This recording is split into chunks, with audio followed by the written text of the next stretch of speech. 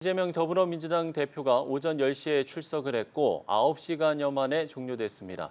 이 대표는 이제 서울구치소에서 법원의 판단만을 기다리고 있는데요. 구속 여부, 이르면 오늘 밤, 늦으면 내일 새벽에 결정될 것으로 보입니다. 오늘 김한규 변호사 모시고 자세한 내용 알아보겠습니다. 어서 오십시오. 네, 안녕하세요. 네.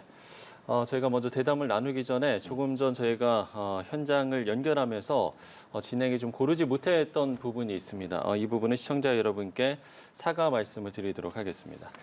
자, 그럼 대담을 시작을 해보도록 하죠. 이재명 민주당 대표 9시간여 만에 영장실질심사가 종료가 됐습니다. 이게 이제 서훈 전 국가안보실장 영장심사가 10시간 이상이 걸렸었는데 이제 역대 두 번째로 긴 영장심사지 않습니까? 그만큼 좀 치열했다 이렇게 볼 수 있겠습니까? 근데 기본적으로 그 범죄 혐의가 뭐 많든 적든 뭐 당사자, 그러니까 이 수사를 받는 어떤 피의자 입장에서 이재명 대표 입장에서는 이 검찰이 그 주장하고 있는 영장 청구 혐의 자체를 모두 부인하고 있지 않습니까? 네. 그러면 이게 사실적, 법률적 사실관계를 다투다 보면은 상당히 장기전이 될 거라고 예상을 했었는데요. 예, 그렇죠. 근데 저는 이게 9시간 넘게까지 진행될 거라고는 좀 예상 못한 게 이 정도면은 사실 영장실질심사에서 굉장히 오랫동안 다툰 겁니다. 검찰도 뭐 준비를 많이 했겠지만 예. 이재명 대표 변호인 측도 상당한 시간을 들여서 뭐 공방을 한 것 아닌가 좀 이렇게 좀 추측은 됩니다. 네. 실제로 이 대표는 일단 혐의를 전면 부인했습니다. 그 이전에 체포동의안이 가결됐고요. 이번에 영장실질심사를 받았고 그 이후 단계가 어떻게 되는지가 좀 궁금한데요. 네, 뭐 방금 이제 기자도 말씀하셨지만 예. 지금 일단 새벽에 아마도 그 영장 담당 판사는 이 기록도 굉장히 많을 거고 네. 또 워낙 전면 부인하는 사건이기 때문에 아마 새벽 한참 후에나 거기 하면 동특위 전까지도 아마 고민하지 않을까 생각 드는데요. 예. 그 결정이 날 때까지는 일단 서울구치소에서 대기하고 있다가요. 네. 이제 기각이 되면은 이제 바로 석방되고요. 예. 발부가 되면은 바로 이제 서울구치소에 수감되는 겁니다. 네, 구속영장이 발부되느냐 기각되느냐에 따라서 이 대표가 어떻게 움직일지도 지금 정해진다는 말씀이시죠. 예, 맞습니다. 예, 그렇군요. 자, 이재명 대표의 오전 출석할 때부터 좀 이야기를 해보면 이전에 검찰에 들어갈 때와는 좀 달랐거든요. 그때는 이제 어떤 메시지를 냈었는데 이번에는 아무 입장 없이 그대로 들어갔습니다. 이 부분이 어떤 차이가 있는 겁니까? 네, 통상적으로 특히 이제 정치인들 같은 경우는 어떤 검찰의 특수수사를 받을 때 이제 검찰에 출석할 때 법원에 출석할 때 대부분 좀 약간 좀 상이한데요. 이제 네. 검찰에 수사 받는 것은 아주 뭐 쉽게 말씀드리면은 이거는 지금 상대방과 그러니까 어떻게 보면 나를 지금 공격하는 측과 지금 싸우러 들어가는 거 아니겠습니까? 그럼 정치인들 같은 경우는 자신의 어떤 지지층 내지는 국민들에게 어떤 억울함 내지는 이런 하소연을 할 필요가 있는 거고요.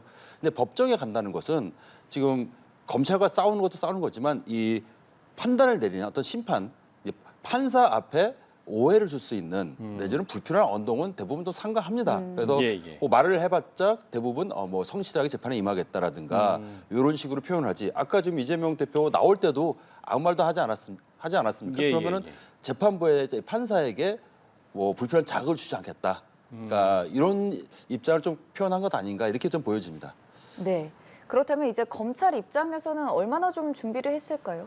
아마 검찰 입장에서는 오늘 영장실질심사에 들어온 검사가 8명이라고 좀 언론에 보도가 됐는데요. 네. 사실 서울중앙지검 그다음에 수원지검에 있는 수사를 하는 검사가 모두 총출동한 겁니다. 예. 예를 들면 백현동 수사, 지금 쌍방울 대북 송금 수사가 지금 서로 다른 지방검찰청에서 수사하고 있지 않습니까? 네. 모든 검사가 와서 이것에 대해서 영장 청구에 대해서 판사에게 소명을 한 거고요. 뭐 PPT 자료라든가 뭐 이런 자료도 뭐 굉장히 많고 영장 청구서 자체가 양이 어마어마하다 이렇게 알려졌거든요. 아마 예. 검찰 입장에서는 오늘 만일에 뭐 결과가 좋지 않을 경우에 좀 불러질 수 있는 어떤 정치적 후폭풍 이런 부분도 굉장히 부담스럽기 때문에 굉장히 뭐 많은 준비를 하지 않을까 이렇게 보여집니다. 예. 이 대표 측의 변호인도 6명인가요? 그러니까 지금 뭐 8명, 6명 아무튼 이렇게 좀 많은 숫자의 변호인 또 많은 숫자의 검사가 영장 심사에 투입이 되는 경우가 좀 많습니까? 어떤 사실은 좀 흔치는 않은 게요. 왜냐하면은 특히 이제 뭐 변호인 입장에서는 사건의 전체 흐름 그리고 어느 부분을 좀 다툴 것인지 다투더라도 뭐 예를 들면은 어떤 뭐 참고인에 대해서 진술을 다툴 것인지 뭐 이런 부분들을 고민을 해야 예. 되는데 이 사건은 앞서 말씀드렸듯이 사건이 서로 좀 흐름이 다르거든요. 왜냐하면 백현동과 이 쌍방울 대북 송금은 전혀 결이 다른 사건입니다. 그렇게 되다 보면은 이 사건에 대해서 투입된 변호인 그리고 쌍방울 사건에서 투입된 변호인이 서로 뭐 다를 수가 있거든요. 그러면은 검사도 마찬가지겠네요. 예, 검찰은 그래서 이쪽을 수원지검과 수사한, 예. 양쪽에 다 온 거고요. 그러다 보니까 변호인도 좀 다수가 투입될 수밖에 없는 사정이 좀 있어 보입니다. 예. 네. 그렇다면 이제 검찰의 입장을 좀 말씀해 주셨으니 이재명 대표 쪽의 입장은 역시나 또 철저히 준비하지 않았습니까?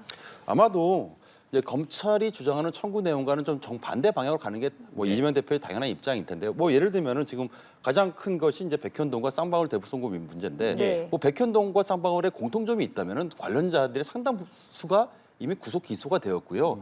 그들 중은 뭐 예를 들면은 백현동에 관련된 뭐 민간업자라든가 로비스트 이런 사람들은 또 재판 단계에서 범죄 혐의를 대부분 또 인정을 했어요. 그리고 쌍방울과 관련해서도 김성태 회장도 상당 부분 또 인정을 했고요.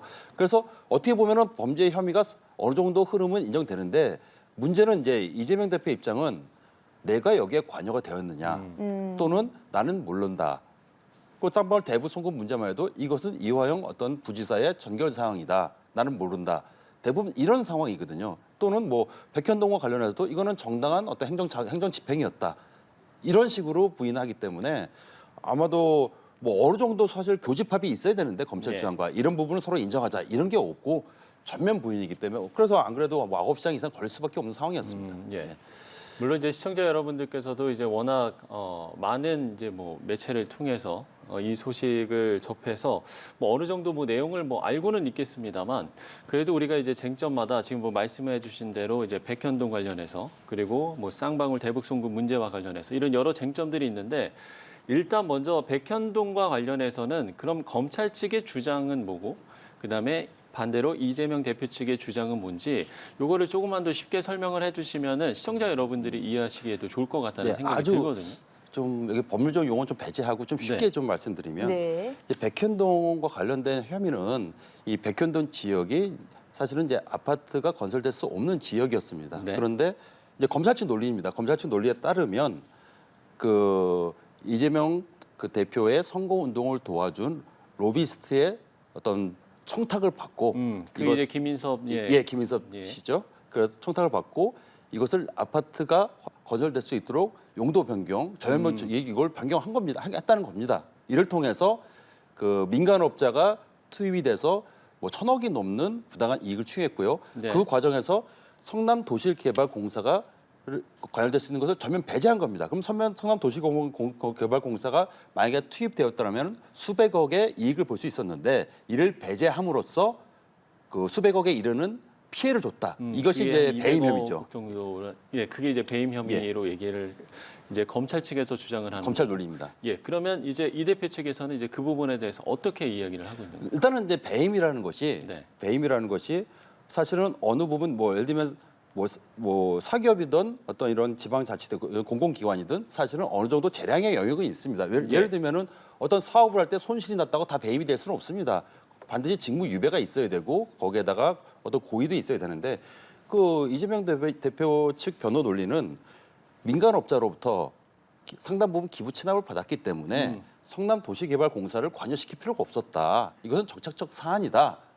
그래서 이거는 배임이 될 수가 없다는 것이 이재명 대표 측의 입장이고 더군다나 이런 부정한 청탁, 이 로비스트 김인섭 씨로부터 청탁을 받은 사실도 없고 난 모르겠다. 그렇기 때문에 검찰 측 논리라는 건 상당 부분 상반되는데 이 부분에서 또 부연해서 말씀드리면은 이제 검찰 측 논리는 여기서 과연 그러면 관련자들이 다 구속이 되었고 그 당시 성남도시개발공사 본부장이었던 유동규 씨는 이에 대해서 지금 이재명 대표가 상반된 진술을 하지 않습니까? 상당히 알고 있었다. 이재명 대표가 알고 있었고 고의로 배제시켰다. 그래서 이런 부분에 대해서 그 오늘 그 영장 담당 판사는 과연 유동규 씨라든가 아까 이제 김인섭 씨라든가 민간업자의 어떤 진술의 어떤 신빙성이 있는 것인지 그리고 관련해서 뭐 증거 인멸이 과연 이재명 대표 측으로서 있었는지 이런 부분에서 아마 좀 쟁점이 갈릴 것 같고요. 쌍방울 관련해서도 지금처럼 이렇게 좀 쉽게 설명을 해주시면 쉬웠는지 모르겠습니다만 쌍방울 송금 문제도 저희도 이해하기 아주 좋았습니다. 쌍방울 송금 문제도 이제 김성태 회장이 원래 이제 이재명 대표 검찰 측 논리 먼저 말씀드리면 예. 이재명 대표가 북한 개발 사업을 하고 싶었는데 이것이 유엔 제재라든가 이런 측면이 있어서 직접적으로 뭐 북한이 원하는 뭐 개발 사업에 금전적 지원을 할 수 없는 상황이었습니다. 예. 그래서 쌍방울을 통해서 우회적으로 대신 쌍방울의 부자원 청탁을 받고 부자원 청탁이라는 것은 만약에 이 경기도와 대북 사업이 진전이 되면 쌍방울에게 어떤 독점적 지위를 인정하는 이런 부자원 청탁을 받고 쌍방울이 대신 약 800만 달러의 돈을 북한에 전달시켰다. 이것이 이제 검찰 측 논리이고 예. 그 과정에서 등장하는 인물이 그 당시 평화부지사였던 이화영 부지사를 통해서 일이 진행된 것이 진행됐다. 이것이 검찰 논리인데 이재명 대표 입장에서는 이것은 이화영 부지사의 전결 사항이기 때문에 나는 모르겠고 나는 모른다. 난 김성태 회장을 본 적도 없다는 것이 이재명 지사 입장이고 그렇기 때문에 애당초 이 부분은 처음부터 이재명 지사가 아예 모르는 사안이라는 변론을 하고 있을 뿐만 아니라 이것이 최근에 언론에서 굉장히 많이 나오는 뉴스가 뭐냐면 오늘도 아마 이화영 부지사 관련 재판에서 나왔던 얘기인데 예. 이화영 부지사가 굉장히 진술이 왔다 갔다 하고 예, 있거든요. 공복을 계속한다라는 예, 이야기들이 나오고 있죠. 뭐 예를 들면 이재명 처음에는 뭐 이재명 대표에게 보고를 해서 이재명 대표도 다 알고 있었다고 하다가 중간에 또 옥중 서신을 뭐 대중에게 뭐 재판에 공개해서 이재명 대표는 몰랐고 이건 검찰의 부당한 압력에 의해서 진술한 것이다. 이렇게 계속 오락가락하고 있어요. 사실 이 점도 중요한 것이 검찰 논리는 이렇게 오락가락한 것은 결국 이재명 대표 측 더 나아가서 민주당 측의 회유와 이런 게 있지 않았느냐 이렇으니까 진술이 오락가락한 것이다라는 입장인 거고 거꾸로 이재명 대표 입장은 그게 아니라 검찰이 자꾸 강압 수사하니까 이화영 부지사가 오락가락한 것이다. 서로 예. 똑같은 사안을 달리 보고 있는 것이죠. 네. 이 부분도 오늘 과연 증거 인멸이 있었는지 여부에 대해서 영장동답 판사가 규칙을 주목할 쟁점 중 하나입니다. 네, 일단 뭐 검찰은 영장을 발부해야 된다는 입장이기 때문에 그쪽으로 논리를 펼치고 있고 이 대표는 혐의를 전면 부인한 상태입니다. 백현동과 대북송금 관련해서 이 두 가지 의혹에 대해 양측의 입장을 좀 정리를 해주셨는데 말씀해 주시면서 잠깐 영장 전담 판사가 결국 결정을 하게 된다 짚어주셨거든요. 그럼 그 판사가 어떤 인물인지 좀 얘기를 해볼까요? 예, 오늘 유창훈 영장 전담 판사는 이미 법조계에서 널리 알려진 것은 정치적 성향에 대해서는 알려진 게 없다. 네. 알려진 게 없다는 것은 정치 파현적인 판결을 일체 한 적이 없다. 이런 판사라는 것은 달리 말씀드리면은 그냥 법과 증거와 원칙대로 이제 판단하는 판사로 널리 알려져 있고요. 예.